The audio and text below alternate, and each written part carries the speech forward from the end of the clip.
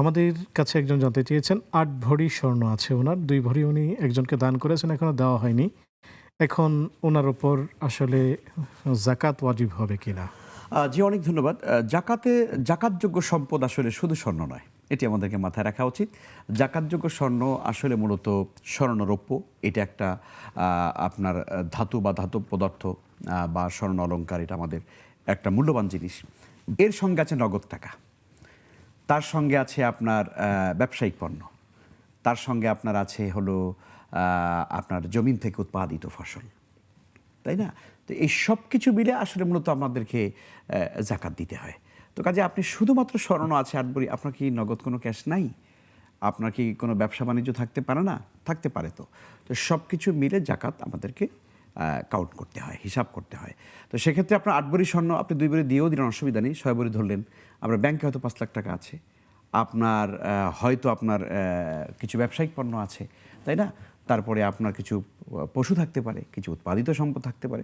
সব কিছু মিলেই কিন্তু আমাদেরকে যাকাত দিতে হয়। তো কাজেই এটা আপনার বিশ্বাস করি, আমার কাছে মনে হয় যে নিশ্চয়ই আপনার অন্যান্য সম্পদ মিললে আপনার উপর অবশ্যই যাকাত চলে আসবে।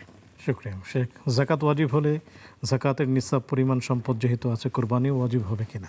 নিশ্চিত অবশ্যই যার উপরে যাকাত ওয়াজিব হয় তার উপরে তো কোরবানি অবশ্যই ওয়াজিব হয়। কারণ হলো শর্তের মধ্যে এখানে রয়েছে যে জাকাত ওয়াজিব হওয়ার জন্য আপনার বছর উত্তীর্ণ হতে হয়, কিন্তু কোরবানির জন্য সেটি শর্ত নয়। কোরবানির জন্য শর্ত হচ্ছে কোরবানির দিন যদি আপনার কাছে জাকাত পরিমাণ সম্পদ যদি আপনার কাছে থাকে, তাহলেই আপনার উপরে কোরবানি ওয়াজিব হয়ে যাবে। জাযাকুমুল্লাহ শেখ। স্বর্ণ যদি থাকে খাত সহ ধরা হবে কিনা, না খাত ছাড়া ধরা হবে? জি, স্বর্ণ যখন আমরা হিসাব করব তখন ওই খাত বাদ দিয়েই আসলে মূলত আমাদেরকে ধরতে হয়। কারণ হলো আপনি বাজারে নিলে তো আপনার খাত সহ টাকা দিয়ে দেবে না, তাই না? সে খাত সহ টাকা দিবে না। তার মানে হচ্ছে বিক্রির মূল্য, বিক্রি করতে গেলে নিশ্চয়ই খাত-টাত ইত্যাদি যা ত্রুটি আছে এগুলো বাদ দিয়েই তো আপনার দামটা হয়, তাই না? তো কাজেই আপনি জাকাত দেওয়ার ক্ষেত্রে প্রচলিত মূল্য যেটা আছে সেইটা ধরেই আপনাকে জাকাতের হিসাব করতে হবে। জাযাকুমুল্লাহ খায়রান শেখ। আমাদের কাছে একজন ভাই জানতে চেয়েছেন উমরা এবং হজ এ দুটির মধ্যে কোনটি আগে করতে হয়? না, উমরা তো আগে, স্বাভাবিকভাবেই। আমরা জানি হজ ৩ প্রকার: ইফরাত, তামাত্তু এবং কেরান। তো আমরা সাধারণত তামাত্তু হজ আমরা করে থাকি এবং রাসূল সাল্লাল্লাহু আলাইহি ওয়াসাল্লাম তিনি তামাত্তু করেছেন। তামাত্তা রাসূলুল্লাহ সাল্লাল্লাহু আলাইহি ওয়াসাল্লাম ওয়া তামাত্তা'না মাআহু। হাদিসের রাবি তিনি বলছেন, বিখ্যাত সাহাবী।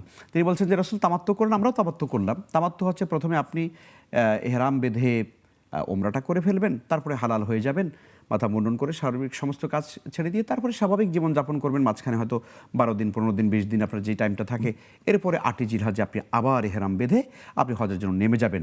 তো এই যে মাঝখানে আপনি কিছুদিন আপনি একটা বিশ্রামের সুযোগ পেলেন, স্বাভাবিক জীবনযাপনের সুযোগ পেলেন, উপভোগ করার একটা সুযোগ পেলেন, এই জন্য এটাকে বলা হয় তামাত্তু। তো তামাত্তু হজের ভিতরে সওয়াব রয়েছে, তবে সবচেয়ে বেশি সওয়াব হলো কেরানে। যেহেতু একই এহরামে আপনার হজ এবং উমরা করা হয়, এই জন্য নবীজি বলেছেন যে কাজের ভিতরে কষ্ট বেশি সে কাজের সওয়াবও বেশি। কিন্তু রাসূল যেহেতু তামাত্তু করেছেন, আমরা তামাত্তু সাধারণত বেশি করে থাকি, এটা আপনি করতে পারেন। তো সুতরাং তামাত্তু করলে আগে ওমরা, পরে হলো হজ।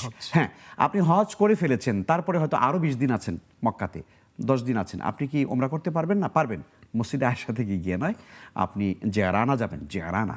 আপনি অথবা আপনি মিকাত পার হয়ে যাবেন, বাহিরে চলে গেলেন। আপনি যদি তায়েফে চলে যান, তাহলে মাশাআল্লাহ খুবই সুন্দর।